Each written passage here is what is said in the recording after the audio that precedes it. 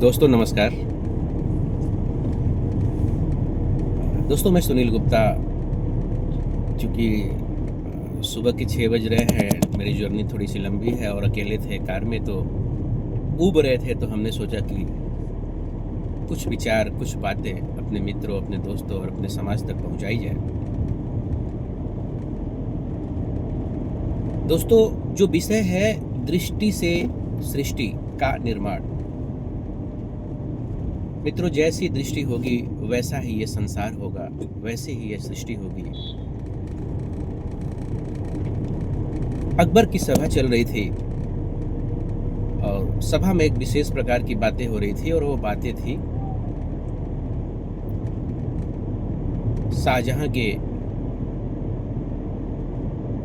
पुत्र की तारीफें हो रही थी, बहुत बखान हो रहा था। कोई सारे दरबारी कह रहे थे कि अरे ऐसा पुत्र तो दुनिया में हमने नहीं देखा।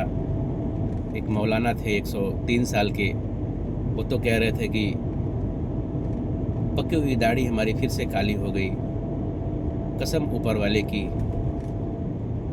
ऐसा अद्भुत पुत्र ना दुनिया में हुआ, ना है और ना होगा। बहुत सारे लोग नाना प्रकार की तारीफें कर रहे थे। उस सभा में एक व्यक्ति था जो बिल्कुल चुप था और वो थे बीरबल।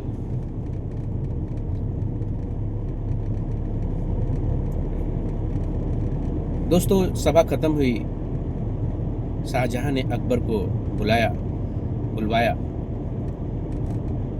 और उनसे पूछा कि सारे लोग तारीफ कर रहे थे लेकिन आपने हमारे पुत्र की कोई तारीफ नहीं की।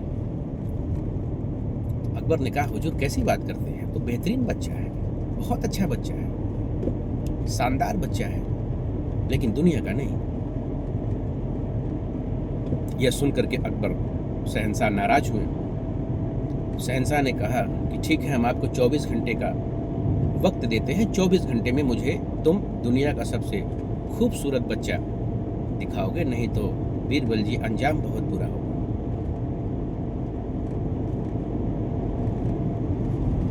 तो बीरबल ने कहा कि हुजूर 24 घंटे क्यों, सुबह ही चलते हैं। लेकिन हाँ, सुबह सामान्य व्यक्तियों की तरह सामान्य कपड़े पहनकर और बिना घोड़े के जाना होगा, क्योंकि दुर्लभ चीजों को शांति से देखना है।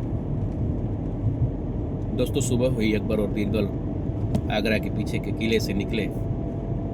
दूर गांव में घूमते हुए मलिन बस्ती दिखाई दी, जहां पे बीरबल उनको ले जा रहे थे। और उन मलिन बस्ती में बहुत सारी गंदगियां थी। वहां पे काम करने वाले मजदूर रह रहे थे। बीच में गंदी नाली बह रही थी। उस नाली को क्रॉस किया। मलिन बस्ती में शाहजहां और अकबर घुसे। झाड़ी के पीछे वो खड़े हुए और झाड़ी के पीछे से उन्होंने बीरबल ने शाहजहां को दिखाया कि हुजूर वो देखिए दूर। दोस्तों, दूर एक छोटा सा नन्हा सा प्यारा सा बालक, बिल्कुल मैले कुचैले कपड़े पहने हुए, बिल्कुल धूल मिट्टी से सराबोर। उसी के बगल में उसकी माँ, बच्चे की माँ रोटियां सेक रही थी ताकि पति रोटी खा करके काम पे जा सके। तो अकबर ने कहा, हुजूर वो है दुनिया का सबसे प्यारा बच्चा। यह सुनते ही शाहजहां बोले,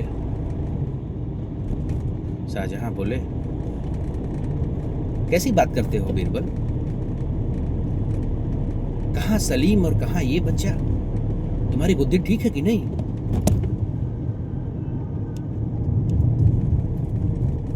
दोस्तों,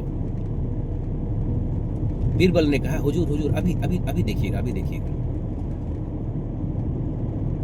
बीरबल गए, धीरे से झाड़ी के पीछे से बच्चे का यूं कान उमेट करके और एक चाटा लगाया और तुरंत वहां से भाग गए। हुजूर, बच्चा रोने लगा और बच्चे का रुदन सुनते ही माँ हाथ में लोई ली हुई दौड़ के आई, बच्चे को सीने से लगा के बोली, अरे मेरा सूरज, मेरा चंदा, मेरा तारा, मेरा रब। दोस्तों, जैसी सृष्टि रहेगी, जैसी दृष्टि रहेगी, वैसा ही सृष्टि का निर्माण होगा। मित्रों, दृष्टि ठीक नहीं है तो ये संसार भी ठीक नहीं लगेगा। दृष्टि में अगर घृणा है तो ये संसार भी आपको घृणा ही लगेगा। और दृष्टि से ही आपके पूरी सृष्टि का निर्माण होता है। दोस्तों, एक वाकया है जो मैं सोच करके सुन करके बहुत रोमांचित होता हूँ, आप भी रोमांचित हो सकते हैं। हिटलर पूरे जर्मन में घृणा का प्रतीक माना जाता है। हिटलर के लिए घृणा प्रमुख था। दोस्तों,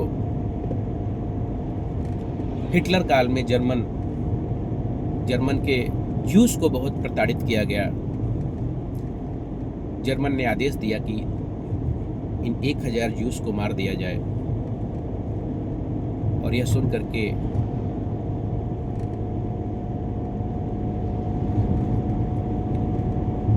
जर्मन की सेना में काम करने वाले एक उद्योगपति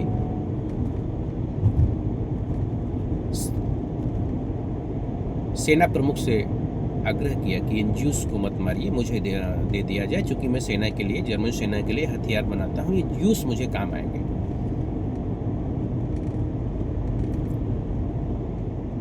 दोस्तों, जो जर्मन के लिए काम करता था, जर्मन सेना में, उसके लिए प्रेम प्रमुख था। उसने इस तरह से ज्यूस को बचाया। और चूंकि 1000 ज्यूस थे, बूढ़े हो चुके थे, काम करने की शक्ति नहीं थी,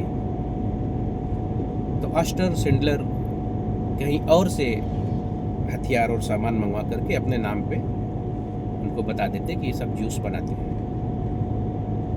दोस्तों, जब शांति काल आया तो ऑस्टर शिंडलर की गिरफ्तारी हुई।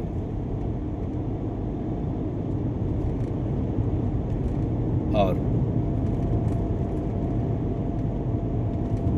पूरे जर्मन में हिटलर द्वारा ज्यूस पर किए गए कलंक का प्रतीक आज भी मौजूद है, जहां पर ज्यूस जाकर के रोते हैं। और मित्रों, मैं आपसे बताऊं, बर्लिन में वो जगह है, आप गूगल कर सकते हैं।